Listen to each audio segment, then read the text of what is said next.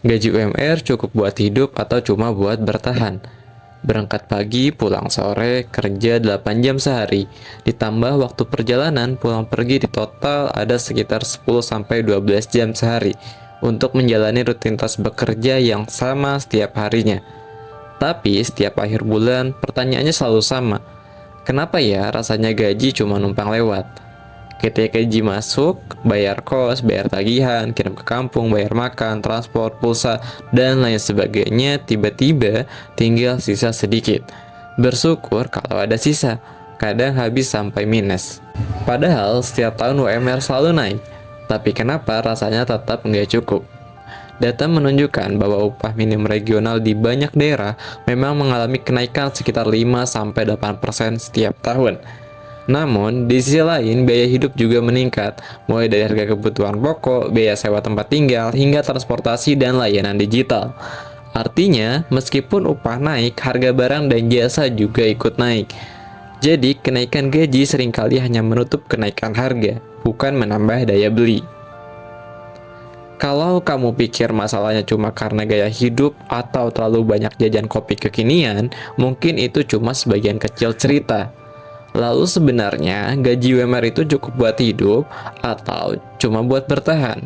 Di video ini kita akan bahas apakah UMR masih relevan dengan kebutuhan hidup saat ini, faktor apa saja yang membuat banyak orang merasa hanya bertahan, dan bagaimana realita ekonomi hari ini membentuk pola hidup generasi sekarang.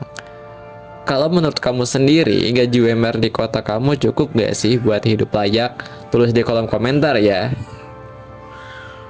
Selamat datang di Disbar, diskusi bareng teman lomba. Ruang diskusi tempat kita membahas cerita, realita, dan cara kita memaknainya bersama. Sebelum masuk lebih dalam, kita lihat dulu gambaran besarnya. UMR pada dasarnya dirancang sebagai standar minimum untuk memenuhi kebutuhan hidup layak. Tapi pertanyaannya, layak itu definisinya apa? Kalau kita hitung sederhana, sewa kos di kota besar bisa 1-2 juta per bulan. Makan 30-50 ribu per hari, transportasi, pulsa dan internet, belum lagi kebutuhan tak terduga seperti sakit atau kebutuhan keluarga, belum bicara soal menabung. Bahkan, menurut data pengeluaran rumah tangga dari BPS, rata-rata pengeluaran masyarakat per kapita mencapai 1,5 juta rupiah per bulan. Itu belum termasuk tabungan atau dana darurat. Artinya, secara hitungan kasar, sebagian besar gaji habis untuk kebutuhan dasar.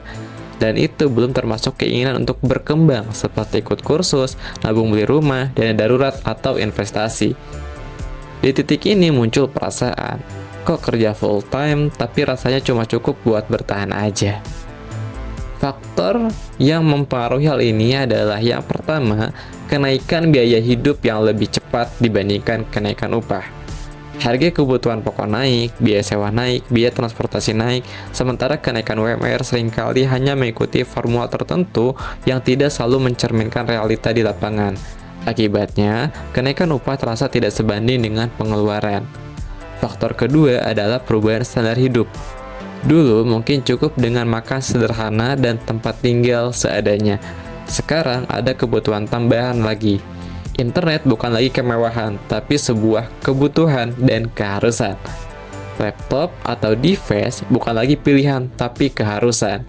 Transportasi online juga sudah jadi kebutuhan untuk memudahkan mobile atau aktivitas kita sehari-hari. Belum lagi tekanan di sosial media, melihat orang lain liburan, ngopi cantik, beli gadget terbaru, dan sebagainya, yang tanpa sadar standar hidup kita juga ikut naik. Pertanyaannya, apakah itu kebutuhan atau ekspektasi yang dibentuk lingkungan? Faktor ketiga adalah struktur ekonomi yang berubah. Banyak pekerjaan entry level dengan gaji minimum tapi tuntutannya tinggi. Sementara harga properti dan aset naik jauh lebih cepat dibandingkan upah. Dalam beberapa tahun terakhir, harga properti meningkat jauh lebih cepat dibandingkan pertumbuhan upah minimum, yakni 10-15% per tahun. Artinya, jarak antara pendapatan dan kepemilikan aset makin melebar. Akibatnya, generasi sekarang lebih sulit mencapai milestone atau goal seperti punya rumah, menikah, atau punya tabungan besar. Bukan karena tidak mau, tapi karena margin finansialnya sangat tipis antara pendapatan dengan pengeluaran. Di titik ini, perlu diluruskan. Bekerja dengan gaji UMR bukan berarti malas atau tidak berkembang. Banyak yang bekerja keras, banyak yang lembur, dan banyak yang terus belajar. Tapi, sistem ekonomi hari ini memang membuat jarak antara upah dan biaya hidup terasa semakin sempit. Namun, bukan berarti tidak ada solusi. Sebagian orang mulai mencari penghasilan tambahan, mulai upgrade skill digital, freelance, bangun bisnis kecil-kecilan, karena sadar bahwa satu sumber pendapatan seringkali tidak lagi cukup atau bahkan terlalu rentan. Jadi mungkin pertanyaan bukan hanya cukup atau tidak, tapi bagaimana cara bertahan sekaligus berkembang di sistem seperti ini. Kesimpulannya, UMR memang naik, tapi biaya hidup juga ikut naik. Kebutuhan dasar menyerap sebagian besar pendapatan, standar hidup dan ekspektasi sosial ikut berubah. Struktur ekonomi membuat margin finansial semakin menipis. Dan yang paling penting, masalahnya bukan semata-mata pada individu, tapi pada dinamika zaman yang terus berubah. Sekarang aku ingin tanya ke kamu, menurut kamu gaji UMR itu memang tidak cukup atau sebenarnya kita perlu mengatur ulang standar hidup kita? Tulis pendapatmu di kolom komentar ya. Karena di Disbar kita bukan cuma bicara, tapi belajar memahami realita bersama. Terima kasih sudah menyimak video ini sampai akhir. Jangan lupa like jika suka dengan videonya, share kalau menurutmu video ini bermanfaat, dan subscribe kalau ingin terus diskusi bareng Disbar. Kira-kira next video kita bahas apa ya? Terima kasih.